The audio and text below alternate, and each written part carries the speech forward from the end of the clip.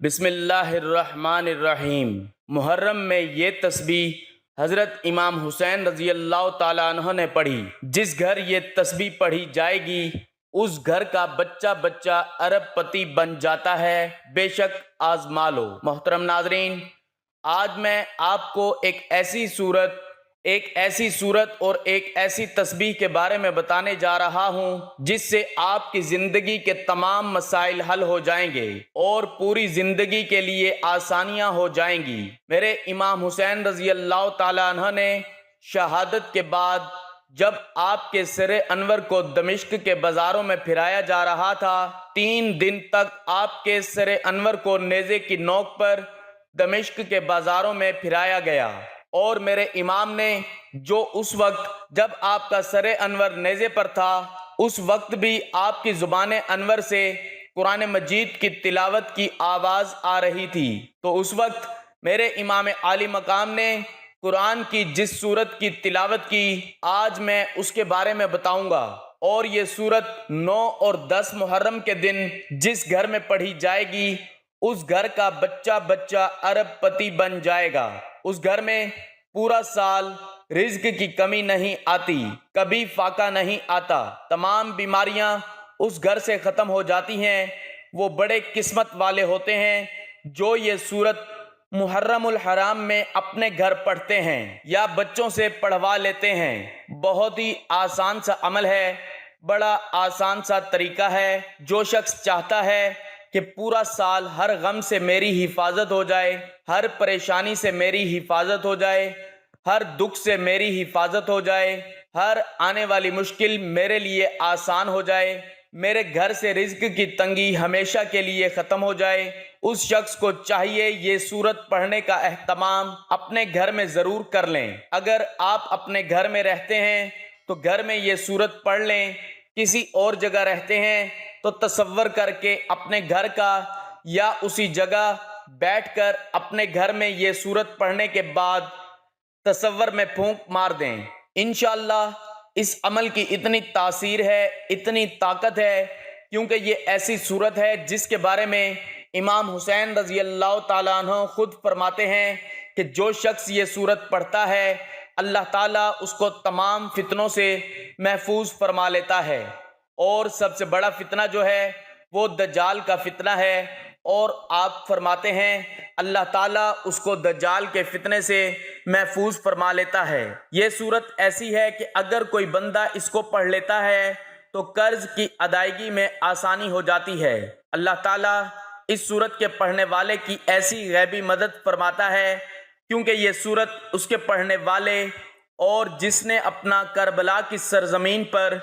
سب کچھ تن من دھن سب کچھ اللہ کے راستے میں قربان کر دیا تھا، انہوں نے یہ سورت نیزے پر چڑھ کر بھی پڑھی تھی۔ اس لیے یہ سورت اتنی پیاری ہے کہ مفسر اور صوفیہ فرماتے ہیں کہ جو بندہ یہ سورت پڑھتا ہے اللہ تعالی ہمیشہ کی محتاجی سے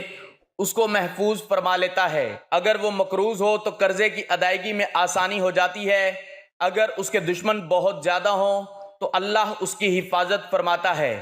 ہمیشہ امام حسین کی طرح ہر میدان میں اس بندے کو فتح ہوتی ہے،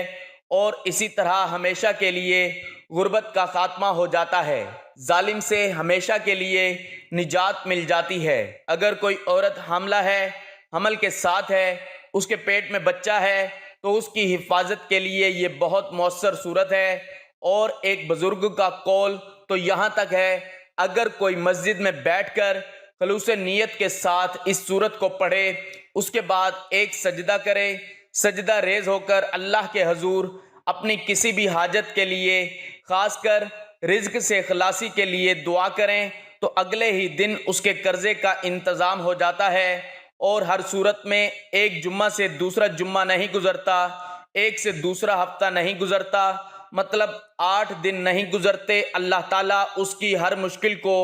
آسان فرما دیتا ہے۔ اور اسی طرح جو شخص محرم الحرام کو پڑھے گا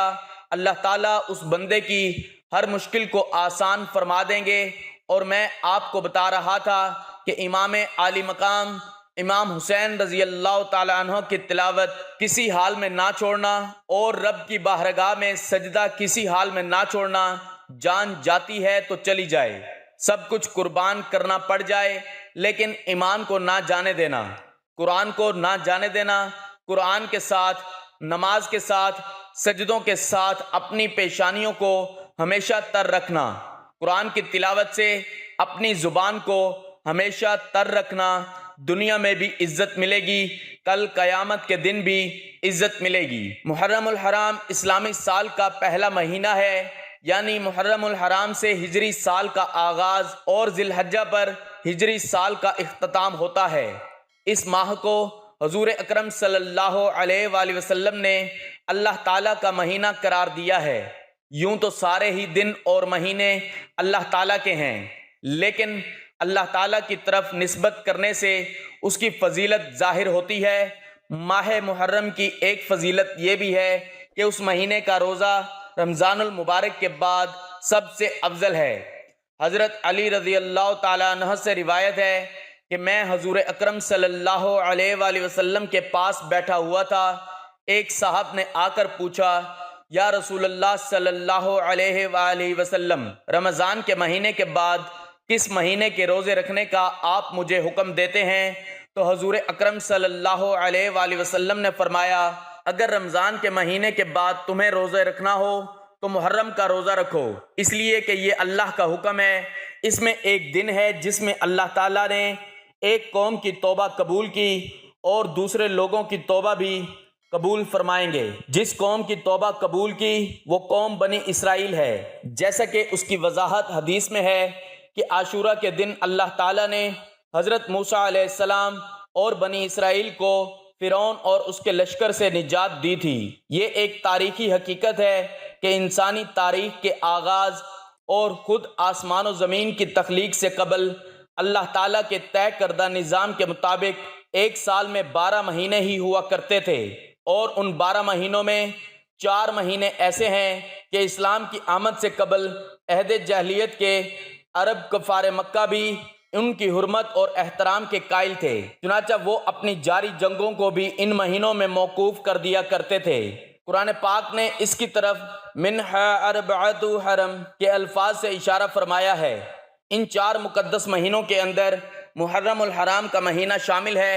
اور حسن اتفاق سے اسلامی سال کا پہلا مہینہ ہی محرم الحرام کہلاتا ہے۔ تاریخ انسانی کا مطالعہ کرتے ہوئے یہ بات بھی ابھر کر سامنے آتی ہے کہ اسلام سے قبل اس مہینے کے اندر بہت سارے اہم واقعات پیش آتے رہے ہیں۔ تاریخ کی کتابوں نے اس مہینے میں پائی جانے والے جن واقعات کو محفوظ کیا ہے ان میں سے چند درج ذیل ہیں۔ اس مہینے میں اللہ تعالیٰ نے حضرت آدم علیہ السلام کی توبہ قبول فرمائی، حضرت نوح علیہ السلام کی کشتی طوفان نوح کے بعد جودی نامی پہاڑی کے قریب آ کر ٹھہری، حضرت یوسف علیہ السلام کو اس مہینے میں قید سے نجات حاصل ہوئی، حضرت ایوب علیہ السلام کو طویل بیماری کے بعد شفا نصیب ہوئی، حضرت یونس علیہ السلام کو مچھلی کے پیٹ سے نجات ملی، حضرت موسیٰ علیہ السلام اور بنی اسرائیل کو فرعون اور آل فرعون سے اس طرح نجات ملی کہ اللہ تعالیٰ نے فرعون سمیت اس کی فوجوں کو بحیرہ کلزم میں غرق کر دیا، حضرت عیسیٰ علیہ السلام کو زندہ آسمان پر اٹھا لیا گیا، وغیرہ وغیرہ۔ مندرجہ بالا تمام واقعات کا تعلق دین اسلام کی آمد سے قبل سے ہے، اور تاریخی کتابوں سے بھی یہ بات معلوم ہوتی ہے کہ یہ تمام واقعات محرم الحرام کی 10ویں تاریخ، جسے عاشورہ یا عاشورہ محرم کے نام سے بھی یاد کیا جاتا ہے، کو پیش آئے تھے۔ اسلام کی آمد کے بعد بھی بعض اہم واقعات محرم الحرام کی 10ویں تاریخ کو پیش آئے، جن میں سے بعض مندرجہ ذیل ہیں۔ حضرت عائشہ رضی اللہ تعالیٰ عنہ فرماتی ہیں کہ اسی روز یعنی 10 محرم الحرام کو اہل مکہ خانہ کعبہ پر غلاف چڑھایا کرتے تھے، جبکہ اس مہینے کے آغاز میں خلیفہ دوئم مراد رسول سیدنا عمر فاروق رضی اللہ تعالیٰ عنہ پر قاتلانہ حملہ تو 28 ذی الحجہ کو ہوا، لیکن شہادت 1 محرم الحرام کو ہوئی۔ 10 محرم الحرام کی تاریخ وہ ہے جس میں نواسہ رسول، جگر گوشہ بطول، سیدنا حضرت حسین رضی اللہ تعالیٰ عنہ شہادت کے مرتبہ پر فائز ہوئے۔ حضرت ام سلمہ رضی اللہ تعالیٰ عنہ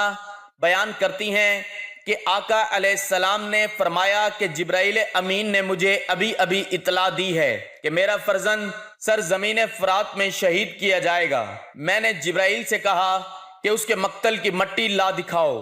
بس وہ مٹی لائے، پھر وہ مٹی حضور علیہ السلام نے ام سلمہ رضی اللہ تعالیٰ عنہ کو دی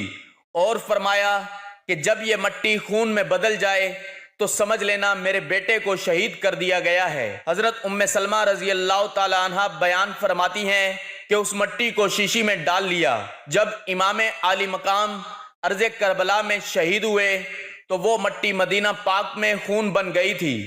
اور جب میں نے وہ مٹی دیکھی تو مجھے پتا چل گیا کہ آج امام عالی مقام